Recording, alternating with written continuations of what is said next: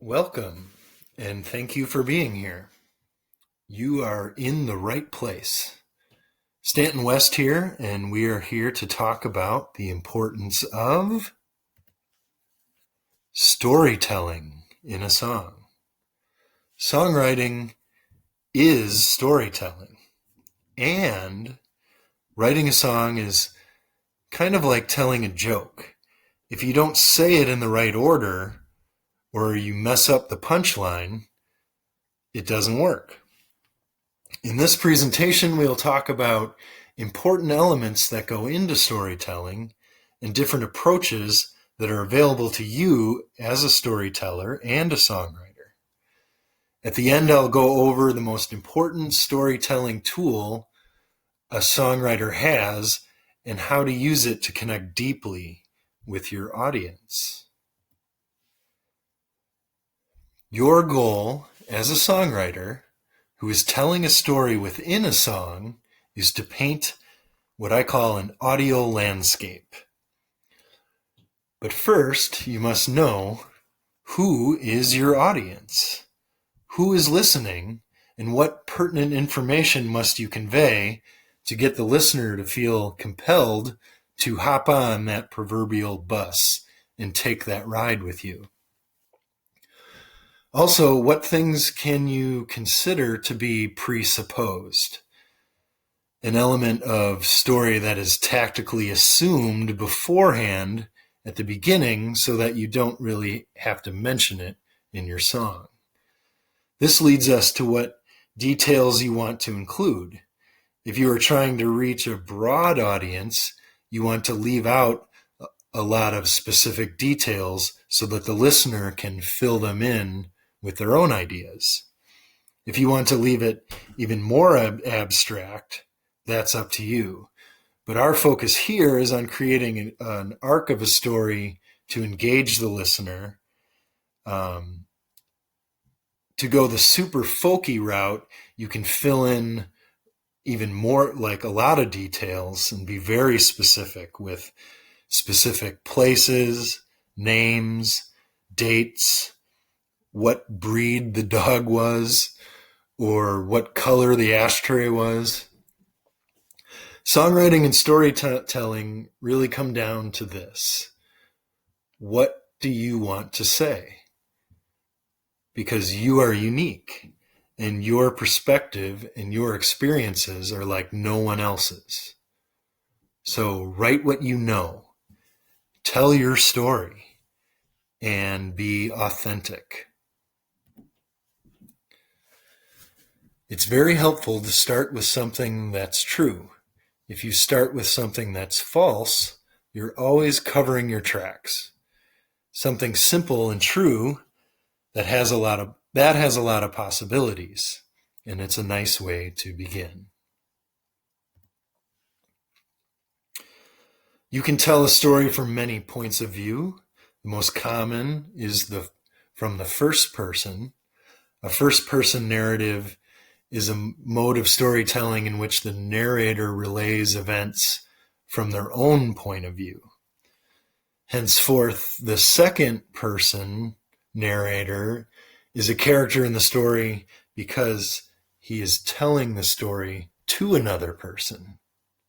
Consequently, he is involved in the action of the story or participates in it in some way. So he's in the story. And then the third person narrative, the narrator refers to all characters with third person pronouns like he, she, or they, and never first or second person pronouns. This makes it clear that the narrator is an unspecified entity or uninvolved person who conveys the story and is not a character of any kind within the story. No matter which point of view you choose, you ultimately are expressing your own point of view using other characters' perspectives, real or not.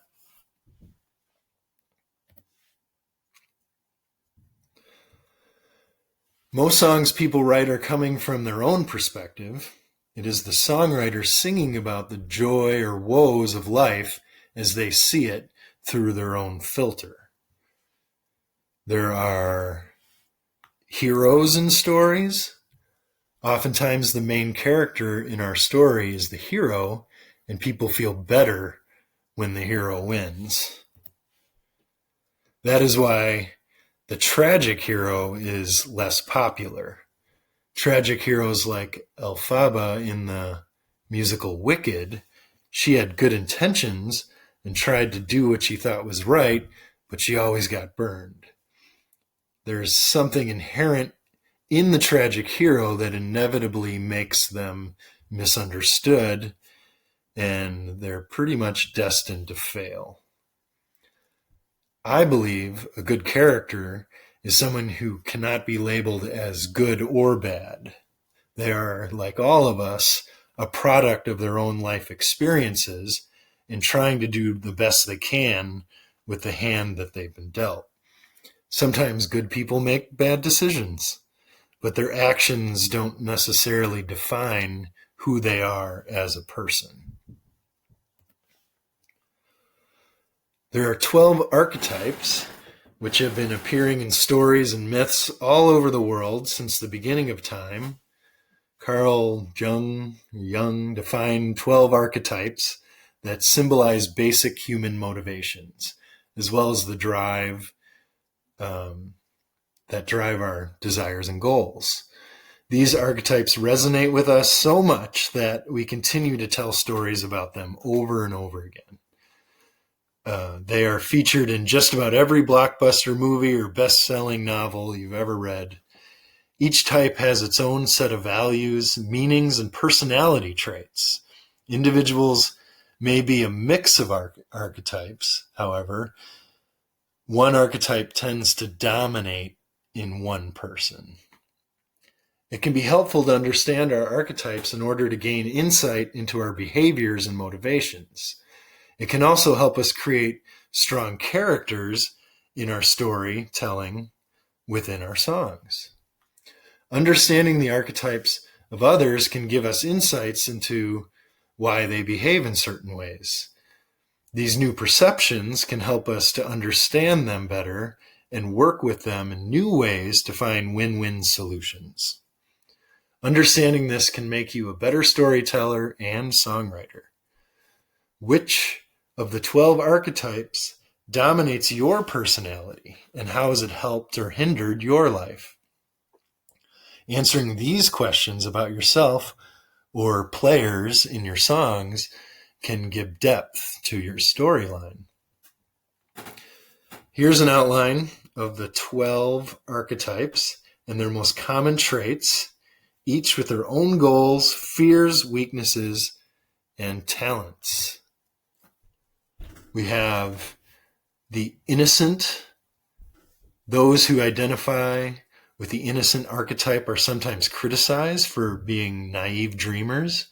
However, their positive outlook and happy-go-lucky personalities can uplift others. The innocent always tries to see the good in the world and looks for the silver lining. Then there's the orphan, and the orphan archetype represents those who are dependable, down-to-earth realists. Some people might describe them as a little negative at times. The orphan is always searching for belonging to the world and may join many groups and communities to find where they fit in.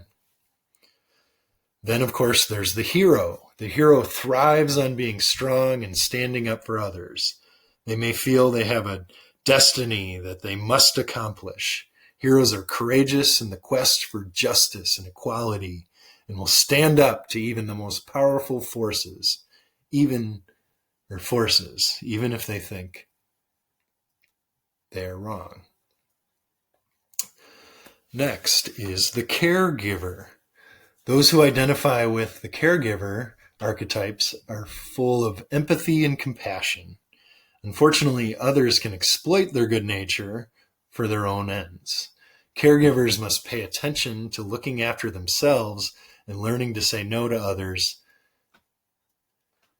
Then there is the explorer. The explorer is never happy unless experiencing new things. They may enjoy visiting different countries or may be happy learning about new ideas and philosophies. They find it hard to settle down at one job or relationship for too long, unless the job or relationship lets them retain that freedom to explore. I definitely am a dominant explorer. Then there's the rebel. When the rebel sees something in the world that isn't working, they look to change it. Rebels like to do things differently. Sometimes rebels can abandon perfectly good traditions just because they have a desire for reform. Rebels can be charismatic and easily encourage others to follow them in the pursuit of the rebellion. Then there's the lover. The lover seeks harmony in everything they do. They find it hard to deal with conflict and may find it difficult to stand up for their own ideas and beliefs in the face of more assertive types. The creator is born to bring something into being that does not exist yet. They hate to be passive consumers of anything, much preferring to make their own entertainment. Creators are often artists or musicians, though they can be found in almost any area of work. Then there is the infamous jester. The jester loves to liven up the party with humor and tricks. However, they have a deep soul.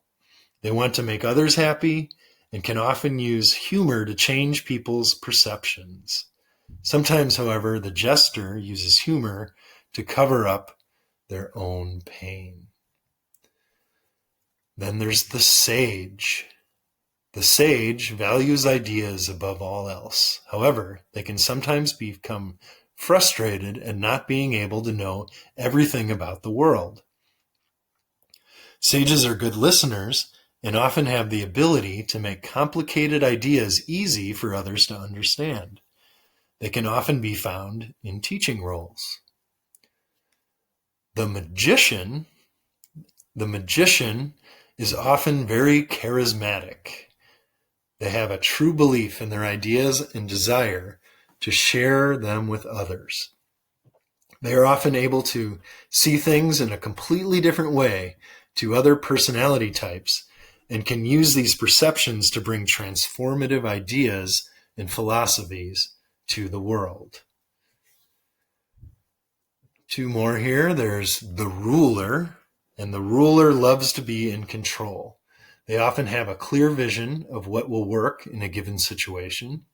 They believe they know what is best for a group or community and can get frustrated if others don't share their vision.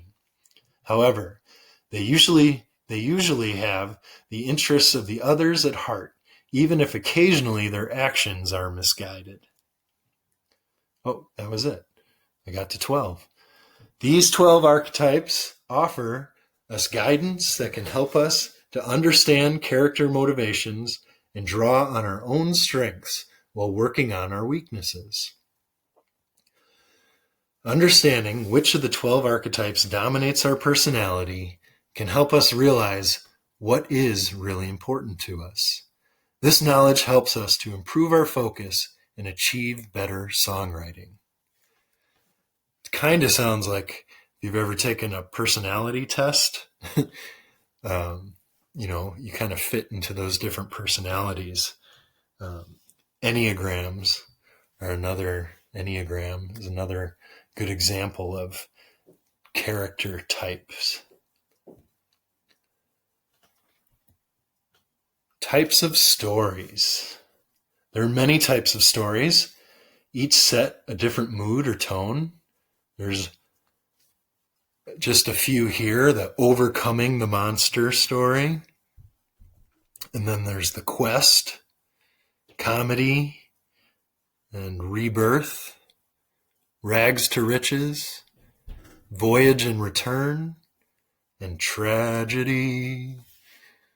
And then there's other stories too. There's the why story. This is the story of why you do what you do, or a character does what they do. There's the origin story. which this is the story that shares how something was started or a character came to life or came to be. A vision story shows where you're headed. And then there's a teaching story. A teaching story is one that is used to share a lesson or a moral. If you have a moral in your story, it's often the teaching story.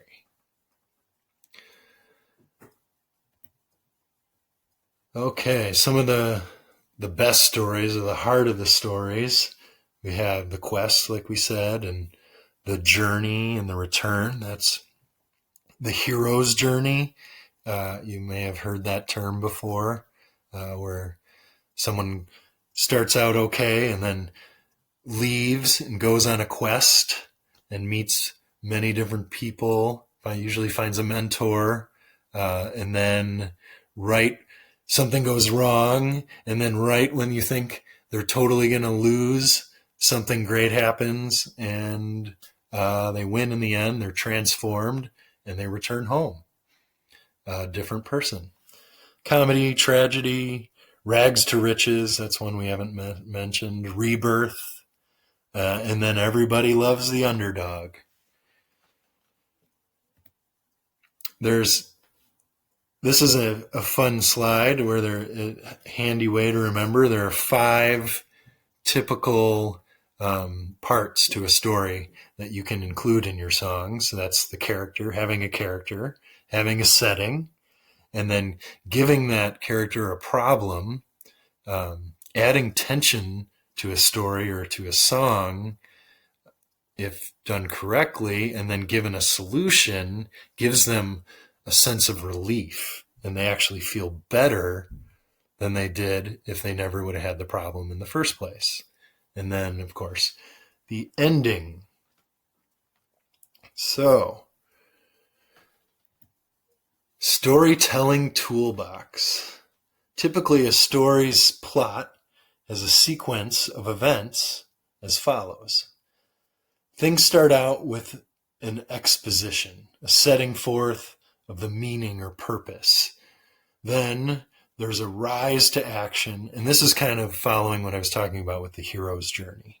There's this rise to action, a climax, and this is the point, what I was saying about tension, and then the falling action and conflict, and then the resolution of that conflict, where the meaning or the moral is revealed. It is where the tension is released. A bridge in a song is often a great place to build tension, and so that when you come back to the main part of the song, the listener feels relief, even if only subconsciously. It doesn't have to be obvious to anyone but you, the storyteller or songwriter. Just like when we talked about song structure and having the right tools in our toolbox, so is true for our tools in our storytelling toolbox. Keep these tools handy when painting your audio landscape.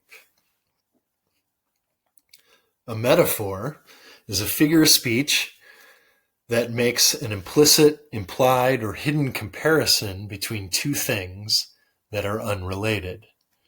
You are like a butterfly, but which share some common characteristics. For example, the common phrase, "you are a peach."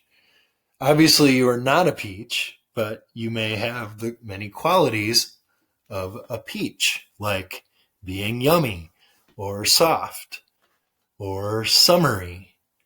And then there's also tools that are similar to metaphors. There's similes and symbolism, and they have a similar effect. Techniques such as irony and sarcasm and satire that indicate mockery of something or someone. The essential feature of these tools is contradiction of actions and ideas. Describing events and situations using the 5 senses provide excellent imagery. So using the 5 senses. Oh, look, there's that slide.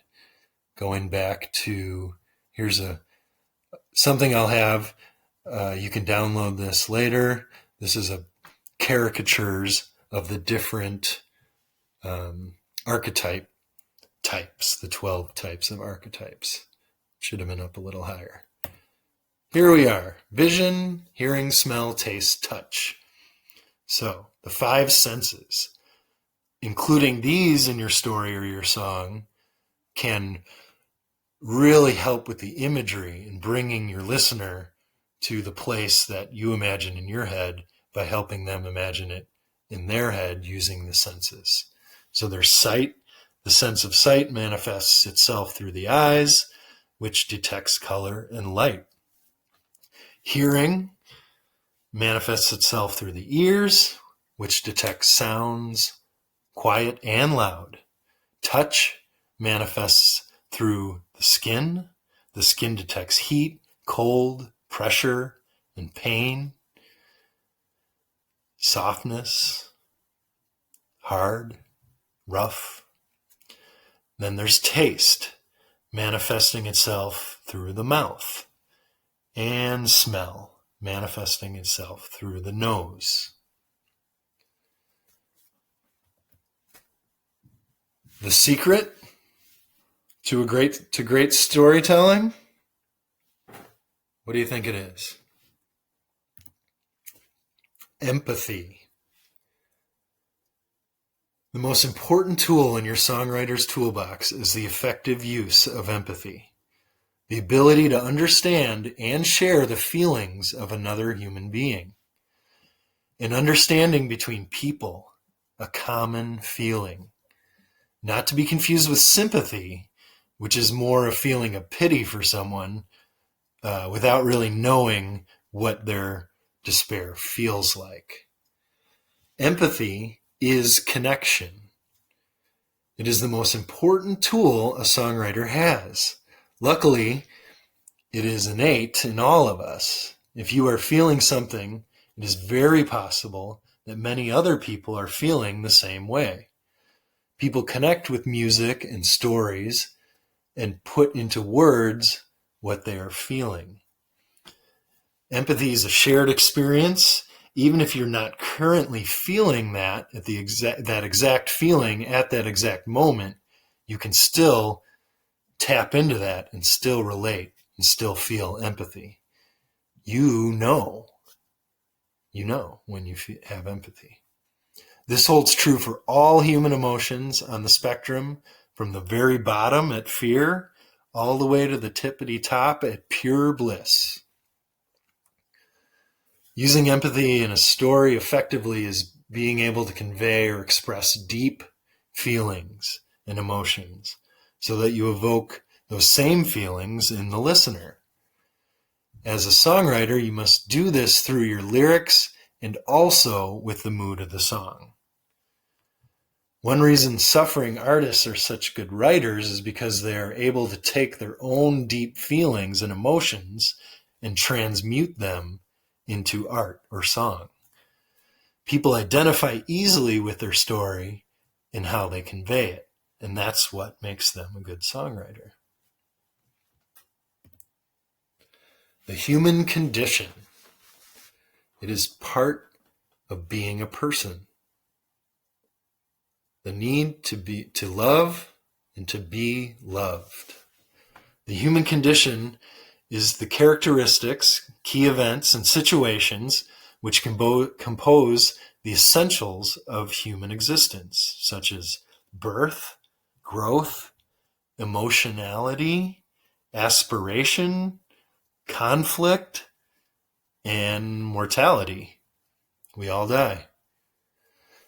This is a very broad topic which has been and continues to be pondered and analyzed by songwriters since the first song was written, including those of religion and philosophy, history, art, literature, anthropology, psychology, and biology. Every person can relate to birth and death. They can relate to their reflex actions, the fight or flight thing and the lizard mind, their senses, emotions, their bias, conditioning, judgment. These are all things that every human feels at some point in time. They can relate to or have experienced religion or a belief system, society, their culture, traditions, superstitions, in which we all have lived or experienced.